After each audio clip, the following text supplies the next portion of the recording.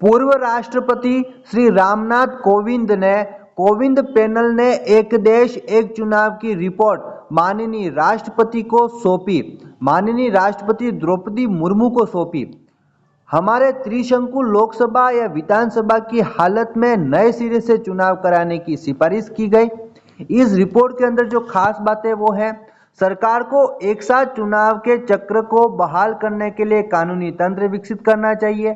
संविधान के अंतिम 5 अनुच्छेदों में संशोधन की सिफारिश है। लोकसभा, विधानसभा और स्थानीय निकाय चुनाव के लिए एकल मतदाता सूची पर ध्यान केंद्रित किया जाए।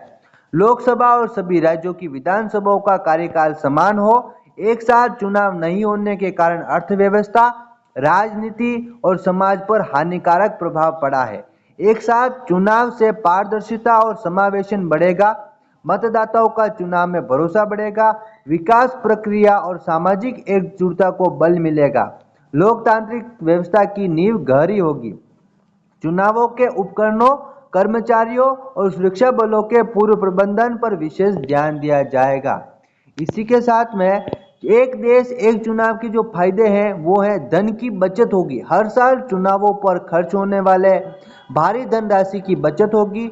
1951 से 1952 के लिए लोकसभा चुनाव में 11 करोड़ रुपए खर्च हुए थे, जबकि 2019 में लोकसभा चुनाव में खर्च 60,000 करोड़ रुपए तक पहुंच गया।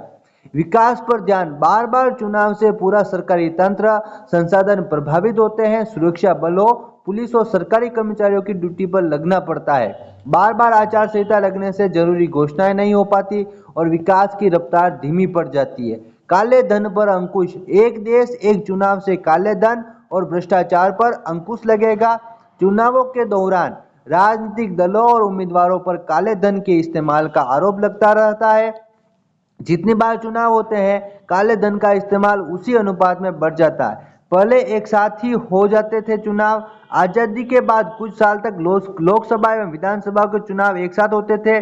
बाद में समय से पहले विधानसभा भंग होने, राज्य सरकार को बर्खास्त करने और सरकार गिरने के कारण यह परंपरा टूट चुकी है।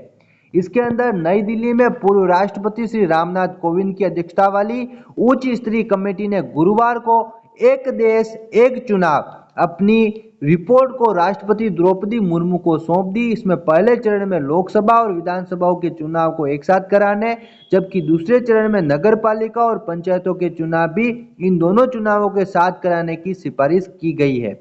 एक अहम सिफारिश यह है कि त्रिशंकु लोकसभा का विधानसभा की हालत में नए सिरे से चुनाव कराए जा सकते हैं। इसी के साथ में आज का यह करंट अफेयर्स यही समाप्त होता है। यदि आपको यह वीडियो अच्छा लगा हो तो हमारे चैनल को सब्सक्राइब करिएगा, लाइक करिएगा, शेयर करिएगा। धन्यवाद।